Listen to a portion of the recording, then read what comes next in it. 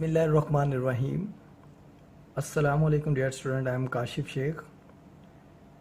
First year biology के अंदर हम फर्स्ट चैप्टर इंट्रोडक्शन को डिस्कस कर रहे हैं, जिसमें आज हम लेक्चर नंबर 5 को तफसील के साथ पढ़ेंगे। लेक्चर नंबर 5 जो कि हमने बायोलॉजिकल ऑर्गेनाइजेशन के बारे में पढ़ना है।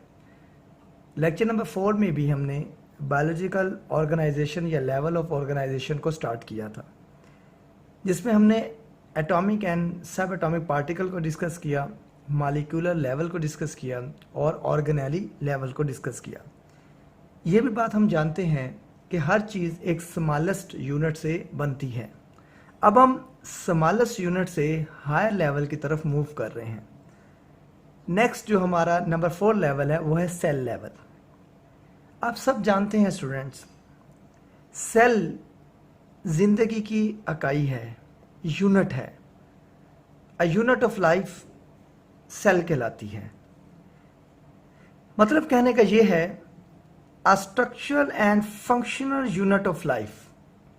दो बातें आपके सामने यहाँ पर डिस्कस की जा रही हैं कि बेसिकली एक तो स्ट्रक्चर और एक फंक्शन, यानी कि जो सेल का स्ट्रक्चर होता है वो उसी काम के लिए बना होता है। मिसाल के तौर पर हमारी आंख का स्ट्रक्चर उसी तरह डिज़ाइन किया गया है जैसे कि उसने काम परफॉर्म करना है। हमारी बॉडी में कई सेल्स हैं जो डिफरेंट है एक दूसरे से, जो डिफरेंट फंक्शन परफॉर्म कर रहे हैं, लेकिन उन सब का स्ट्रक्चर जो है उन्हीं के काम के लिहाज से बनाया गया है। तो इसलिए हम ये बात कह रहे हैं कि जो सेल है वो जिंदगी है। सेल है तो जिंदगी है, सेल नहीं है तो जिंदगी नहीं है।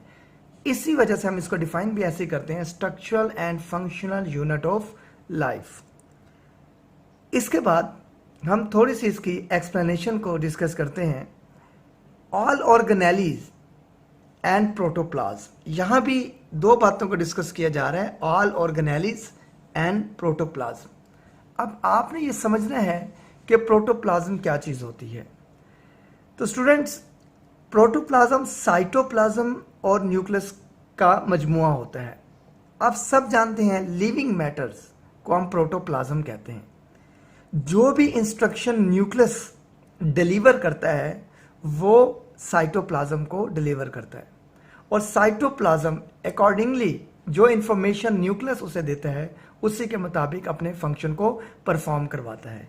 और आप ये भी जानते हैं स्टूडेंट्स, साइटोप्लाज्म में ऑर्गेनेलीज मौजूद होती हैं, और मैंने आपको ऑर्गेनेलीज के बारे में बताया था कि जो ऑर्गेनेली होती है वो क्या कहलाती है, वो ऑर्गन ऑफ द सेल कहलाती है। मतलब कि माइटोकॉन्ड्रिया अपना काम करेगा, राइबोसोम अपना फंक्शन परफॉर्म करेगा, डिफरेंट ऑर्गेनेलीज अपना फंक्शन डिफरेंट परफॉर्म करेंगे, और वो इंस्ट्रक्शन उन्हें न्यूक्लियस की तरफ से आएगी, साइटोप्लाज्म में आएगी, और साइटोप्लाज्म में ऑर्गेनेलीज मौजूद है। तो हम लिविंग मैटर्स को प्रोटोप्लाज्म कह रहे हैं, जो कि साइटोप्लाज्म और न्यूक्लियस पर मुश्तमिल है। जो भी इंफॉर्मेशन होगी वो न्यूक्लियस के जरिए साइटोप्लाज्म को भेजी जाएगी, यानी कि इसके बगैर सेल का काम करना नामुमकिन है। तो all organelles and protoplasm with surrounding cell membrane, आप सब जानते हैं सेल के 3 बेसिक कंपोनेंट्स होते हैं। एक न्यूक्लियस होता है, एक साइटोप्लाज्म होता है, और एक इसकी कवरिंग होती है जिसे हम क्या नाम देते हैं, सेल मेम्ब्रेन या प्लाज्मा मेम्ब्रेन का नाम देते हैं। Form a more complex structure, और वो मिलकर तीनों चीज़ें क्या बना देती हैं, एक कॉम्प्लेक्स स्ट्रक्चर बना देती हैं। तो स्टूडेंट ज़हन में रखिएगा, जितनी कॉम्प्लेक्सिटी किसी चीज़ के अंदर आएगी उतना ही उसका फंक्शन जो है वो बेहतर होता जाएगा, और उतना ही उसका और ज़्यादा फंक्शन होता जाएगा। मतलब कहने का ये, जितना कॉम्प्लेक्स स्ट्रक्चर उतने ही फंक्शन उसके ज़्यादा हो जाएंगे। तो ये हमारे पास थोड़ी सी इंफॉर्मेशन है सेल लेवल पर। अब हम 2 types of the cell, major types पढ़ लेते हैं। बेसिकली 2 बड़े ग्रुप हैं सेल्स के, जिनको हम प्रोक्रियोटिक सेल्स कहते हैं और यूक्रियोटिक सेल्स कहते हैं। अब हमने इसे प्रोक्रियोटिक सेल का और यूक्रियोटिक सेल का। अब प्रोक्रियोट्स विदाउट न्यूक्लियर इन्वेलप, ऐसे जानदार जो प्रोकैरियोटिक सेल रखते हैं उन्हें हम प्रोकैरियोट्स कहते हैं। ये आपने ज़हन में रखने हैं। ऐसे जानदार जो प्रोकैरियोटिक सेल्स रखते हैं उन्हें हम प्रोकैरियोट्स कहते हैं। ये एक ग्रुप है सेल का। अब इन सेल के अंदर न्यूक्लियर इन्वेलप नहीं होता। जैसे कि आप एक सेल को डिस्कस करते हैं तो सेल के 3 चीज़ें होती हैं। ये इस तरह एक प्लाज्मा मेम्ब्रेन सेल मेम्ब्रेन होती है, इसके अंदर साइटोप्लाज्म में ऑर्गेनेलीज होती हैं और अंदर एक न्यूक्लियस होता है जिसकी न्यूक्लियर इन्वेलप होती है। ये अंदर इसके डीएनए वगैरह होता है, क्रोमोसोम होता है और ये न्यूक्लियर इन्वेलप होती है। अब अगर हम इसका स्ट्रक्चर ड्रॉ करें तो बेसिकली इसके अंदर कोई आपको न्यूक्लियर इन्वेलप नजर नहीं आ रही। तो साइटोप्लाज्म में न्यूक्लियस क्या है, वो मिक्स हुआ पड़ा है। बताने का मकसद ये है स्टूडेंट्स कि न्यूक्लियर इन्वेलप जो है वो प्रोकैरियोटिक में नहीं होती जबकि यूकैरियोटिक में मौजूद। ये पहला डिफरेंस भी है, ये आपने मैट्रिक लेवल पे पढ़ा होगा। Prokaryotes without nuclear envelope have limited cell organelle, और इन प्रोकैरियोटिक सेल के अंदर जो ऑर्गेनेलीज होती हैं वो भी लिमिटेड होती है, उनमें ज़्यादा ऑर्गेनेली मौजूद नहीं होती। जैसे कि राइबोसोम मौजूद है और कोई ख़ास ऑर्गेनेली प्रोकैरियोटिक सेल में मौजूद नहीं है। एग्जाम्पल अगर देख लें तो वो बैक्टीरिया है और साइनोबैक्टीरिया है। नेक्स्ट है हमारा यूकैरियोटिक सेल्स। ऐसे जानदार जो यूकैरियोटिक सेल रखते हैं उन्हें यूकैरियोट्स कहते हैं। अब इसमें यह बताया जा रहा है यूकैरियोट्स न्यूक्लियस विद न्यूक्लियर या इन्वेलप या membrane, nuclear envelope nuclear membrane इसके अंदर मौजूद। जैसे कि आपके सामने ये नजर आ रहा है कि इसके अंदर आपको न्यूक्लियर इन्वेलप नजर आ रही है जबकि इसके अंदर आपको कोई न्यूक्लियर इन्वेलप नजर नहीं आ रही। तो बेसिकली ये थोड़ा सा डिफरेंस है। Have large number of different organelle, और यूकैरियोटिक सेल में बड़ी तादाद में क्या होता है, यूकैरियोटिक ऑर्गेनेलीज होती हैं और मेम्ब्रेनियस ऑर्गेनेलीज होती हैं। पार्टिकुलरली जिसे माइटोकॉन्ड्रिया कहते हैं, क्लोरोप्लास्ट प्लांट्स में होती हैं, राइबोसोम होता है, गोल्गी अपरेटस, लाइजोसोम, यानी कि इस तरह की कई ऑर्गेनेली मौजूद होती हैं जो कि प्रोकैरियोटिक सेल में मौजूद नहीं होती। A cell membrane is present in all cells whether prokaryotes और यूकैरियोट्स। देखें वो बताना आपको ये चाह रहा है जो सेल मेम्ब्रेन है वो तमाम में मौजूद है, वो प्रोकैरियोट्स में भी मौजूद है, वो यूकैरियोट्स में भी मौजूद है। लेकिन डिफरेंस वो हमने अभी डिस्कस कर लिया। क्या डिफरेंस है कि मेम्ब्रेन, प्लाज्मा मेम्ब्रेन या सेल मेम्ब्रेन वो तो प्रोकैरियोट में भी होगी, यूकैरियोट में भी होगी। तो ये था हमारा सेल लेवल जिसके अंदर हमने सेल को डिफाइन किया, हमने प्रोटोप्लाज्म को डिस्कस किया, प्रोकैरियोट और यूकैरियोट्स को देखा, और यूकैरियोट्स की एग्जांपल जो है वो मैन है, प्लांट्स है, एनिमल्स है, फंजाई है, एल्गी है। ये तमाम किसके अंदर आते हैं, ये यूकैरियोट्स के अंदर आते हैं। अब हमारा नेक्स्ट लेवल है वो है टिश्यू लेवल। अब मजीद हम आगे चलते जाएंगे तो चीज़ कम्प्लेक्स होती जाएगी। अब टिश्यू लेवल को पढ़ लेते हैं। टिश्यू लेवल क्या है? टिश्यू का मतलब होता है चीज़ उलझा होना, किसी चीज़ का उलझा होना। Group of similar cells which perform similar function is called tissue. यानी कि एक ग्रुप है सिमिलर सेल का विच परफॉर्म सिमिलर फंक्शन।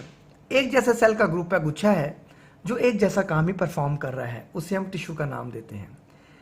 या हम ऐसे भी कह सकते हैं इन multicellular animals, multicellular जिनमें कई सेल, लाखों सेल्स होते हैं जो डिफरेंट काम परफॉर्म कर रहे होते हैं, एंड प्लांट्स। एनिमल प्लांट इसलिए लिखा गया स्टूडेंट्स, एनिमल प्लांट कभी भी यूनिसेलुलर नहीं होते, ये मल्टी सेलुलर होते हैं।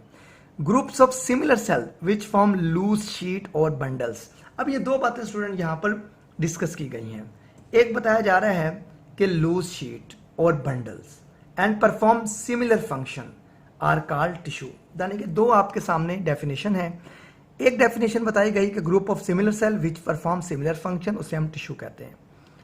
दूसरी बात यह है in multicellular animal and plant group of the similar cell which form loose sheet और बंडल। अब मैं आपको ऐसे समझा देता हूँ, जैसे अगर आटा गूंदा हुआ हो, लूज शीट और बंडल्स को मैं आपको समझा रहा हूँ। बेसिकली बंडल क्या है, जैसे एक आटा गूंदा उसका पेड़ा कर लें आप, वो बंडल है। लूज शीट क्या है, जैसे हम एक रोटी को पकाएं तो वो एक शीट बन जाती है। तो इस तरह जब सेल आपस में उलझे होते हैं तो वो बंडल होते हैं, लेकिन जब वो शीट की शक्ल में आते हैं तो वो बंडल से डिफरेंट नजर आते हैं, तो इसलिए यहाँ पे लूज शीट और बंडल का लफ्ज इस्तेमाल किया गया है। एंड परफॉर्म सिमिलर फंक्शन, लेकिन वो फंक्शन एक जैसे परफॉर्म करते हैं। हैज अ स्पेसिफिक फंक्शन, लेकिन उनका फंक्शन क्या होता है, स्पेसिफिक होता है। ईच टिश्यू, हर टिश्यू का जो फंक्शन होता है वो स्पेसिफिक होता है।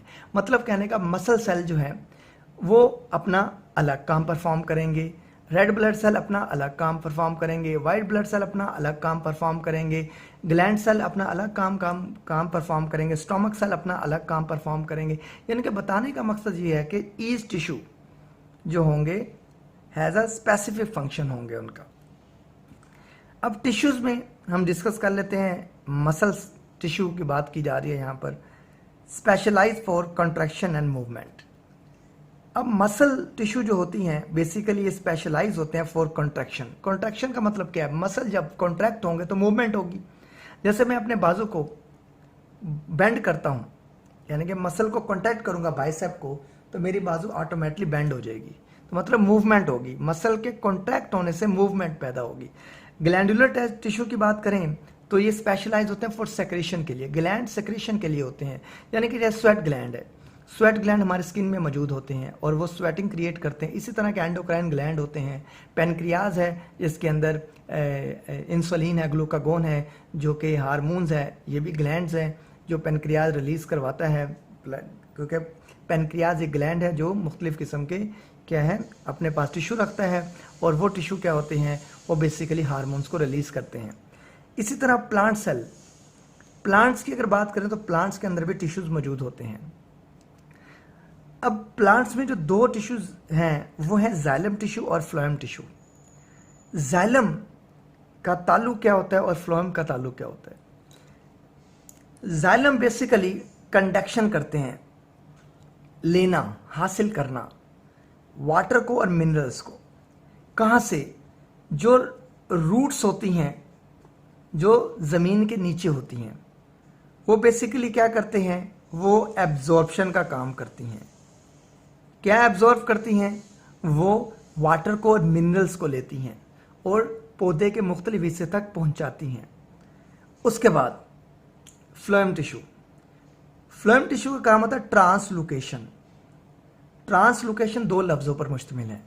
ट्रांस का मतलब मुंतकिल करना और लोकेशन का मतलब जगह, यानी कि ये एक जगह से दूसरी जगह चीज़ को मुंतकिल किया जा रहा है।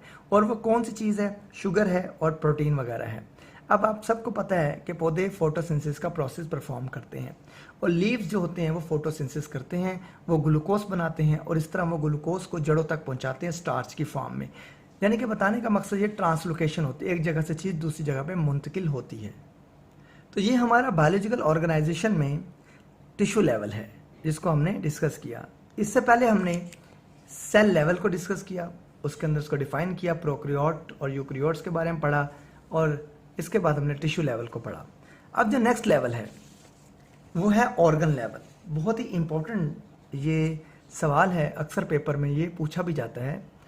अब ऑर्गन लेवल, ऑर्गन का पहले मतलब क्या होता है, पहले आपने स्टूडेंट ये समझना है। लेकिन ये एक इंस्ट्रूमेंट की तरह होता है। ऑर्गन को हम बेसिकली क्या नाम देते हैं, एक इंस्ट्रूमेंट। जैसे मुख्तलिफ इंस्ट्रूमेंट मुख्तलिफ काम करते हैं, थर्मामीटर अपना काम करता है, मुख्तलिफ इंस्ट्रूमेंट है जो अपने स्पेसिफिक परफॉर्म करते हैं फंक्शन को। इसी तरह organ level, different tissues having related function, मुख्तलिफ टिश्यूज हैविंग रिलेटेड फंक्शन। अब यहां पर मैं सिमिलर फंक्शन नहीं लिख सकता, रिलेटेड फंक्शन लिखना है, क्योंकि मुख्तलिफ टिश्यू एक जैसा काम नहीं परफॉर्म कर सकते। यहां पर रिलेटेड फंक्शन का मतलब है मकसद उनका एक है, मुख्तलिफ टिश्यू का मकसद एक है। लेकिन आप यहां पर यह गलती मत कीजिएगा कि different tissue having similar function, ऐसा तो पॉसिबल ही नहीं हो सकता। मसल का अपना काम है, ग्लैंड्स का अपना काम है, वो एक जैसे सेल एक जैसे काम कैसे परफॉर्म कर सकते हैं। लेकिन यहां पर समझाने का मतलब यह है कि डिफरेंट टिश्यूज हैं, रिलेटेड फंक्शन है, मकसद एक ही है। अब मैं आपको समझाता हूं। जैसे कि आप स्टूडेंट है FSC के, मैं आपको बायो पढ़ा रहा हूं, इसी तरह FSC में आप जानते हैं कि 6 सब्जेक्ट हैं। फिजिक्स का टीचर अलग पढ़ाएंगे, केमिस्ट्री अलग पढ़ाएगा, इस्लामियत अलग कोई पढ़ाएगा, इंग्लिश अलग, उर्दू अलग टीचर पढ़ाएगा। मैं सारे सब्जेक्ट आपको नहीं पढ़ा सकता, यानी कि 6 टीचर आपको मुख्तलिफ मिलेंगे जो मुख्तलिफ सब्जेक्ट को पढ़ा रहे हैं, लेकिन सबका मकसद क्या है? आपको एफएससी में अच्छे नंबर दिलवाना। तो बताने का मकसद यहां पर यही है, different tissue having related function. मुख्तलिफ टिश्यू हैं लेकिन मकसद उनका एक है, असेंबल, वो इकट्ठे हो जाते हैं to perform efficient function. Efficient का मतलब बेहतरीन काम परफॉर्म करते हैं। सच स्ट्रक्चर, इस तरह की साख्त को, बनावट को हम ऑर्गन का नाम देते हैं। यानी कि मुख्तलिफ टिश्यू जिनका मकसद एक होता है, वो जब आपस में मिलते हैं तो एक बेहतरीन स्ट्रक्चर बनाकर बेहतरीन काम परफॉर्म करते हैं, उसे हम ऑर्गन कहते हैं। और ऑर्गन मैंने आपका इंस्ट्रूमेंट से लिया गया है। An organ perform particular function. Her organ अपना एक खास फंक्शन परफॉर्म करेगा। किडनी अपना काम परफॉर्म कर रहा है, लीवर अपना काम परफॉर्म कर रहा है, ब्रेन अपना काम परफॉर्म कर रहा है, पैनक्रियाज अपना काम परफॉर्म कर रहा है। यानी कि बताने का मकसद स्टूडेंट ये है कि मुख्तलिफ ऑर्गन है लेकिन काम उनके क्या मुख्तलिफ हैं, तो पार्टिकुलर फंक्शन है। तो let us take an example. हम एक एग्जाम्पल को देख लेते हैं, जैसे स्टमक है। अब बुक के मुताबिक ही मैं आपको ये सारी चीज़ें पढ़ा रहा हूँ। बुक के मुताबिक एग्जाम्पल आपको पढ़ाई जा रही है। स्टमक बुक में भी एग्जाम्पल दी गई है। स्टमक बेसिकली एक ऑर्गन है और प्रोटीन से बना हुआ एक मस्कुलर बैग है।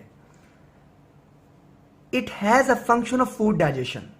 प्रोटीन पार्ट एमसीक्यूज के पॉइंट ऑफ व्यू से बहुत इंपॉर्टेंट ये बात है कि स्टमक में सबसे ज्यादा फूड, क्या जुमला ऐसे नहीं कहेंगे हम सबसे ज्यादा फूड, हम ये कहेंगे कौन सी फूड डाइजेस्ट होती है स्टमक के अंदर। तो यहां पर बुक में आपसे बताया गया है it has a function of food digestion, protein part.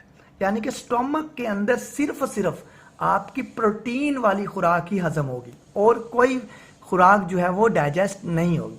मिसाल के तौर पर ओरल कैविटी, माउथ में हमारे कार्बोहाइड्रेट डाइजेस्ट होती है पार्शली तौर पर, स्टमक में प्रोटीन डाइजेस्ट होगी, और जो चीज़ें रह गई हैं जैसे फैट वगैरह हैं वो स्मॉल इंटेस्टाइन में कंप्लीटली तौर पर डाइजेस्ट हो जाएंगी। तो ये बात आपने जहन में रखनी है। जो स्टमक है बेसिकली वो एक ऑर्गन है और उसका फंक्शन है फूड का डाइजेस्ट करना, और डाइजेस्ट किस फूड को करना? प्रोटीन पार्ट को, जो हम प्रोटीन खुराक लेते हैं, दालें वगैरह खाते हैं, अंडे वगैरह खाते हैं। It's tissue have following function. अब स्टमक मुख्तलिफ किस्म के टिश्यू से मिलकर बना होता है, तो उन टिश्यू का मकसद क्या है? मुख्तलिफ है एक दूसरे से, एक फंक्शन मुख्तलिफ है लेकिन मकसद एक ही है। अब फंक्शन मुख्तलिफ कैसे है और मकसद एक कैसे है वो हमने देखना है। सबसे पहले जो ऑर्गन की टिश्यू है उसका नाम है सेक्रेटरी एपिथेलियम। अगर आप स्टमक के स्ट्रक्चर को देखें तो स्टमक बेसिकली एक मस्कुलर बैग है, इस तरह का एक मस्कुलर बैग है। अब सबसे बाहर वाली जो लेयर है स्टमक की उसे हम सरोसा कहते हैं। ये म्यूकस और वाटर के रिलीज करती है। इससे अंदर वाली लेयर जो है जिसे हम मिडल लेयर कहते हैं वो बेसिकली क्या है? वो मस्कुलर होती है, स्मूथ मसल पर मुश्तमिल होती है। और सबसे इनर लेयर जो स्टमक की है उसे हम सेक्रेटरी एपिथेलियम कहते हैं। अब सेक्रेटरी एपिथेलियम का बेसिकली मतलब क्या है? ये गैस्ट्रिक ग्लैंड को रिलीज करता है। अब गैस्ट्रिक ग्लैंड मुख्तलिफ किस्म की चीज़ों को रिलीज करके एक मुरक्कब बना देते हैं जिसे हम गैस्ट्रिक जूस कहते हैं। यानी कि बताया जा रहा है सेक्रेटरी एपिथेलियम इनर लेयर है, सिक्रेट्स द गैस्ट्रिक जूस। उसका काम क्या है? गैस्ट्रिक जूस को रिलीज करना। यानी कि ये गैस्ट्रिक जूस को रिलीज करेगा। गैस्ट्रिक जूस क्या करेगा? जो खुराक आ रही है ओरल कैविटी से, एसोफेगस से गुजरकर कहां पर? स्टमक के अंदर। ये स्टमक के अंदर खुराक आ रही है। जैसे स्टमक के अंदर खुराक आएगी तो जो सेक्रेटरी एपिथेलियम है वो क्या करेगी? वो गैस्ट्रिक ग्लैंड को एक्टिवेट करेगी और वो गैस्ट्रिक जूस को रिलीज करेगा। अब गैस्ट्रिक जूस में पेप्सिनोजिन होता है, कंसंट्रेटेड HCl होता है, वाटर म्यूकस वगैरह होते हैं, ये मुरक्कब बन जाता है जिसे हम गैस्ट्रिक जूस कहते हैं, क्योंकि ये एंजाइम को एक्टिवेट करता है जो कि पेप्सिन है। और पेप्सिन एक वो एंजाइम है जो प्रोटीन को डाइजेस्ट करता है, बड़ा पावरफुल एंजाइम है, इसलिए इसे इनएक्टिव रखा जाता है पेप्सिनोजिन की फॉर्म में। ये हम आगे फर्दर चैप्टर्स में भी पढ़ेंगे। तो हमने ऑर्गन में एक टिश्यू का काम देखा कि एक टिश्यू है सेक्रेटरी एपिथेलियम, वो बेसिकली क्या कर रही है, वो गैस्ट्रिक जूस को रिलीज कर रही है। दूसरी टिश्यू है मस्कुलर टिश्यू, जिसे कहते हैं smooth muscle, for contracting the walls of the stomach which are responsible for mixing food with enzyme. यानी कि आपको एक बात समझाई जा रही है, यहां पर एक इंफॉर्मेशन ये है कि जो स्टोमक की मिडल लेयर है वो स्मूथ मसल पर मुश्तमिल है, और मसल आप सब जानते हैं कॉन्ट्रैक्शन का काम करते हैं। जब एक खुराक स्टोमक के अंदर आएगी और गैस्ट्रिक जूस जो होगा वो खुराक के साथ अटैच होगा जिसमें एंजाइम मौजूद है, और स्टोमक की वाल जब कॉन्ट्रैक्ट होगी तो उससे होगा क्या, एक तो फूड को मिक्स करेगा कॉन्ट्रैक्ट रिलैक्स होने से, mixing of the food with the enzyme, ताकि मेटाबॉलिज्म हो सके, ताकि डाइजेशन का प्रोसेस तेज हो सके, and move the food to the posterior end. यानी कि दूसरी इंफॉर्मेशन आपको यह दी जा रही है, और खुराक को धकेला जाएगा पिछले हिस्से में, जिसे हम नाम क्या देते हैं, स्मॉल इंटेस्टाइन। यानी कि स्टोमक के दो हिस्से हो गए, एक पहला हिस्सा जिसे हम कहते हैं इंटीरियर पार्ट, और एक पिछला हिस्सा है जिसे हम पोस्टीरियर पार्ट कहते हैं। जो एंटीरियर पार्ट है वो एसोफेगस के साथ अटैच है, और जो पोस्टीरियर पार्ट है स्टूडेंट वो बेसिकली किसके साथ अटैच है, वो स्मॉल इंटेस्टाइन के साथ अटैच है। क्योंकि अब खुराक को आगे की तरफ धकेलना है, खुराक को आगे की तरफ धकेलना है, जिसे हम पोस्टीरियर पार्ट कह रहे हैं स्टोमक का, क्योंकि यहां पर क्या है, यहां पर स्मॉल इंटेस्टाइन स्टार्ट हो जाएगी। तो बेसिकली यहां पे बताने का मकसद ये है, जो मसल है उनका काम क्या है, मसल एक तो कॉन्ट्रैक्ट करेंगे, खुराक को एंजाइम के साथ मिक्स करेंगे और फूड को आगे की तरफ मूवमेंट करेंगे। जब खुराक आगे की तरफ मूवमेंट करेगा तो इससे क्या होगा कि वो मजीद आगे डाइजेशन के लिए चले जाएगा, जो स्मॉल इंटेस्टाइन है, क्योंकि डाइजेशन प्रोटीन की सिर्फ स्टोमक के अंदर होती है। तो यहां पर यही बात बताई जा रही है कि जो स्मूथ मसल्स हैं, जिसे हम मसल टिश्यूज कह रहे हैं, muscular tissue, for contracting the wall of the stomach which are responsible for mixing food with enzyme and move the food to the posterior end toward small intestine। यानी कि मैंने इजाफी बात लिख दी, posterior end जो के साथ अटैच है, किसके साथ, स्मॉल इंटेस्टाइन के साथ। अब इसकी सिग्निफिकेंस क्या है, ऑर्गन की अहमियत क्या है। The organ work in efficient way, बेहतरीन तरीके से ऑर्गन अपना काम परफॉर्म करता है, बोथ क्वालिटेटिवली एंड क्वांटिटेटिवली। ये स्टूडेंट आपने ये बात ज़हन में रखनी है कि जो भी ऑर्गन होगा वो बेहतरीन तरीके से काम करेगा, क्वांटिटी वाइज और क्वालिटी वाइज। यानी कि जितनी खुराक आएगी, मैं आपको एग्जांपल दे रहा हूं, जितनी खुराक आएगी उतनी ही क्वांटिटी आएगी, मिसाल के तौर पर उतनी क्वालिटी के लिहाज से गैस्ट्रिक जूस को रिलीज किया जाएगा। यानी कि क्वालिटी और क्वांटिटी दोनों ही बहुत अहम होंगी इस फंक्शन को परफॉर्म करने के लिए। तो ये हमारे पास थोड़ी सी इंफॉर्मेशन है ऑर्गन लेवल पे।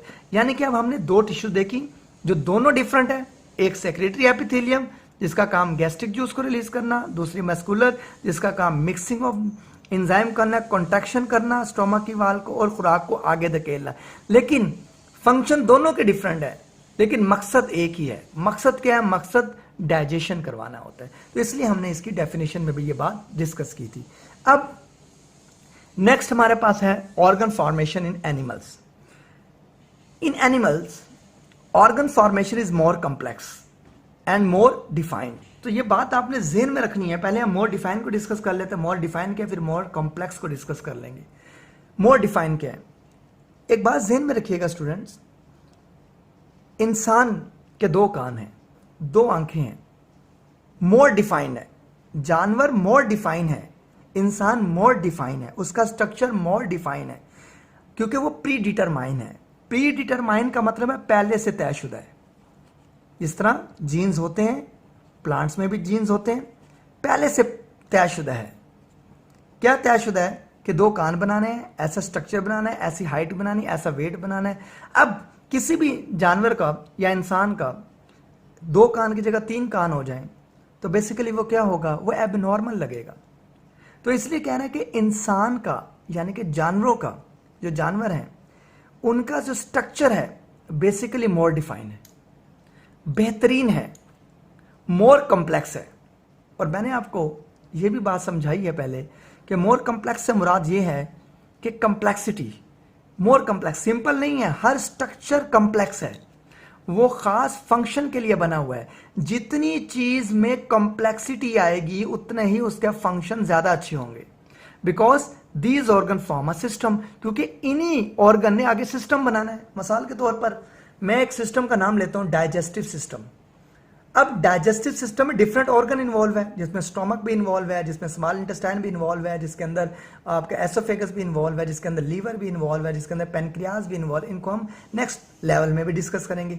तो बताने का मकसद ये है कि इन ऑर्गन ने, जो कि मोर डिफाइन है, मोर कॉम्प्लेक्स है, इन्होंने मिलकर सिस्टम बनाना होता है आगे, जिसे हम सिस्टम, ऑर्गन सिस्टम लेवल कहते हैं। In a system many function are involve in one process. एक सिस्टम में बहुत सारे फंक्शन एक प्रोसेस को चलाने के लिए मौजूद होते हैं, परफॉर्म करने के लिए मौजूद होते हैं, वो भी हम नेक्स्ट लेवल में डिस्कस करेंगे। अब आ जाएं ऑर्गन फॉर्मेशन इन प्लांट्स के अंदर। The plants, in plants organ formation is less complex than in animals. अब लेस कॉम्प्लेक्स है, मैंने आपको बताया कि एनिमल ज्यादा कॉम्प्लेक्स होते हैं। मिसाल के तौर पर मैं आपको यह बात कहता हूं, एक पौधे को पानी चाहिए, मैं पौधे के पास एक बाल्टी पानी की रख देता हूं, ऐसा पॉसिबल ही नहीं होगा कि पौधा पानी पी ले, लेकिन जानवर जो है वो इसको हासिल कर सकता है, क्योंकि जानवर नाम क्या है, एनिमल मूवमेंट का। तो इसलिए वो कह रहा है कि जो ऑर्गन फॉर्मेशन है वो लेस कॉम्प्लेक्स है एनिमल से, on plants organ formation less define है। अब लेस डिफाइन क्या है, एनिमल मोर डिफाइन है। मैंने आपको कहा कि 2 कान 2 आंखें मोर डिफाइन है। अगर 3 कान हो जाएंगे तो हम उसे कहेंगे एबनॉर्मेलिटी हो जाएगी, वो हमें अजीब सी लगेगी। लेस डिफाइन का मतलब ये होता है, अगर 2 पौधे हैं, मुझे 2 पौधे नजर आ रहे हैं, एक पौधे पे 100 पत्ते लगे हुए हैं और एक पौधे पे 200 पत्ते लगे हुए, मुझे अजीब नहीं लगेंगे, मतलब मुझे दोनों पौधे ही लगेंगे। लेकिन अगर एक इंसान के 3 कान या एक जानवर के 3 कान होंगे तो मुझे अजीब लगेगा। तो इसलिए कह रहे लेस डिफाइन है, लेस कॉम्प्लेक्स है। जैसे बहुत सारे पौधे हैं जिनकी जड़ें थोड़ी होती हैं, वो भी, उनके ऊपर भी पौधे होते हैं। बहुत सारे ऐसे पौधे जिनकी जड़ें, ब्रांचेस बहुत ज्यादा होती है, उनके ऊपर भी पौधे होते हैं, लेकिन वो अजीब नहीं लगते। जड़ों का कम या ज्यादा होना वो अजीब नहीं लगता। इसलिए ये बात की गई है कि ऑर्गन फॉर्मेशन प्लांट के अंदर और ऑर्गन फॉर्मेशन जो है जो लेस कॉम्प्लेक्स है और लेस डिफाइन है प्लांट्स के अंदर देन एनिमल्स में।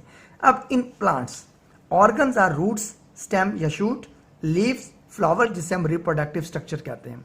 अब प्लांट्स के अंदर कुछ ऑर्गन्स के नाम बताए जा रहे हैं, roots, stem, shoots, leaves and flowers, जो कि रिप्रोडक्टिव स्ट्रक्चर है। अभी हम इसको बारी बारी डिस्कस भी करेंगे। ई स्ट्रक्चर है, क्लियर फंक्शन है, हर स्ट्रक्चर का एक क्लियर फंक्शन है। क्लियर फंक्शन का क्या मतलब है, मुझे पता है कि रूट्स ने एब्जॉर्प्शन करनी है, लीव्स ने फूड की मैन्युफैक्चरिंग करनी है, फ्लावर ने रिप्रोडक्टिव स्ट्रक्चर के तौर पे काम करना है। ये तमाम क्लियर हैं, मुझे नज़र भी आ रहे हैं। मुझे रूट्स भी नज़र आ रही हैं in the form of carrot, गाजर की शक्ल में खुराक जो स्टोर हो रही है गाजर के अंदर, वो रूट्स हैं बेसिकली। स्टेम भी मैं देख सकता हूँ, मैं लीव्स को भी देख सकता हूँ, मैं फ्लावर को भी देख सकता हूँ। इसलिए ये बात की जा रही है कि ऑर्गन फॉर्मेशन प्लांट में लेस कॉम्प्लेक्स है और लेस डिफाइन है। तो लेकिन ये जितने भी ऑर्गन हैं इन तमाम का फंक्शन क्लियर है। अब वो फंक्शन कैसे क्लियर है वो हम बारी बारी डिस्कस कर लेते हैं लास्ट में। अब इसके बाद रूट्स, सबसे पहले हम रूट्स को डिस्कस कर लेते हैं। रूट्स क्या है, रूट्स लिखा हुआ है एंकरिंग, एंकरिंग का मतलब गाड़ना। जो जड़ें होती हैं या फिक्स कह दें, वो क्या करती हैं, वो प्लांट को गाड़ती हैं, जमीन में मजबूती देती हैं और स्टोर फूड करती हैं। जैसे मैंने अभी आपको कैरेट की एग्जांपल दी, गाजर की एग्जांपल दी, जो कि रूट के तौर पे काम करती है। कंडक्टिव वाटर या प्रिक्योरिंग, हासिल करना वाटर को और मिनरल्स को, ये हासिल करते हैं जमीन से, जड़ें हासिल करते हैं पानी को और मिनरल्स, नमकियात को, जो कि जरूरी होती है फंक्शन को परफॉर्म करवाने के लिए। इसके बाद दूसरा है शूट या स्टेम, सपोर्ट द प्लांट, ये बेसिकली सहारा देते हैं, एक इक्विलिब्रियम को मेंटेन करते हैं, ब्रांचेस, लीव्स, फ्लावर्स वगैरह को ये क्या करते हैं, सहारा देते हैं। नेक्स्ट है लीव्स। लीव्स आप सब जानते हैं प्रोमिनेंट होते हैं और सबसे ज्यादा दरख्त पर जो ऑर्गन है वो लीव्स होते हैं। प्राइमरली, इब्तदाई तौर पर ऑर्गन फॉर फूड मैन्युफैक्चरिंग। आप सब स्टूडेंट ये बात जानते हैं कि लीव फोटोसिंथेसिस का प्रोसेस करते हैं। फोटोसिंथेसिस के नतीजे में ग्लूकोज बनता है, इसको हम फूड मैन्युफैक्चरिंग कहते हैं। ये है लीव्स का काम। और लास्ट में स्टूडेंट हमारे पास जो ऑर्गन है वो है फ्लावर्स, फूल, जो हमें वाज़ेह तौर पर दरख्त पे लगे हुए नजर आते हैं। फ्लावर्स एंड अदर स्ट्रक्चर, जिसे हम रिप्रोडक्टिव कहते हैं, are involve in the reproduction. उनका काम क्या होता है, उनका काम रिप्रोडक्शन करना होता है। रिप्रोडक्शन, अब रिप्रोडक्शन आप सब जानते हैं नई नस्ल को पैदा करने को कहते हैं reproduction. Flowers and other structure, जिसे हम रिप्रोडक्टिव कहते हैं, पार्ट हैं जो कि रिप्रोडक्शन में इन्वॉल्व है, are involve in reproduction, produce the next progeny. Progeny student generation कहते हैं, अगली नस्ल को कहते हैं। बहुत इंपॉर्टेंट एमसीक्यूज भी है ये।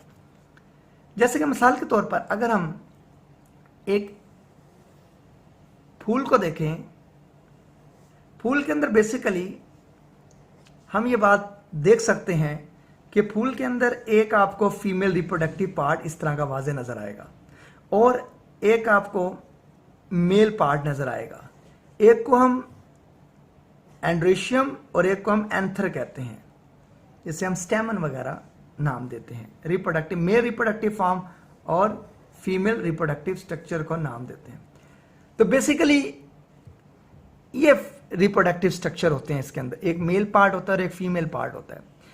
इस तरह पॉलिनेशन होती है और आगे नस्ल बढ़ती है। सेक्सुअल रिप्रोडक्शन प्लांट्स के अंदर यानी कि होती है। अब ये हमारे पास ऑर्गन है डिफरेंट किस्म का, जिसको हमने स्टेप बाय स्टेप डिस्कस किया। तो ये हमारा आज का स्टूडेंट टॉपिक है, जिसे हम सेल लेवल कहा, टिश्यू लेवल कहा और ऑर्गन लेवल कहा। बहुत इंपॉर्टेंट एमसीक्यूज और शॉर्ट क्वेश्चन इसमें से आते हैं। ऑर्गन लेवल बाज़ का लॉन्ग क्वेश्चन में भी आ सकता है। नेक्स्ट इंशाल्लाह हम लेवल ऑर्गेनाइजेशन को मजीद आगे डिस्कस करेंगे। आज तक के लिए इतना ही। Thank you so much. अल्लाह हाफिज़।